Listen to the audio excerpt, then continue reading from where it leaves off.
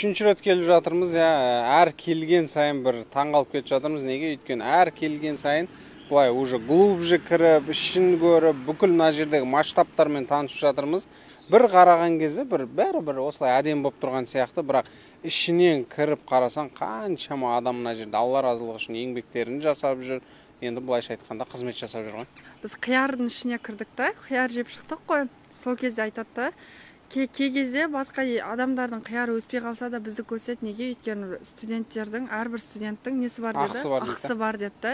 Яғни бұл жердегі жасалып жатқан әрбір бизнес, әрбір құрылыс, әрбір өсіп жатқан ана жерде қояндар, жаңағы тауықтар, барлығының мақсаты ол білім алып жатқан балалардың жаңағындай біліміне, осы білім құрылыстарына, тамағына толығымен сол жаққа жұмсалады ғой, бір сөзбен айтқанда. Және міндетті түрде Сарыағашқа келіп көріңіздер, бұндай Қазақстанда жер жоқ.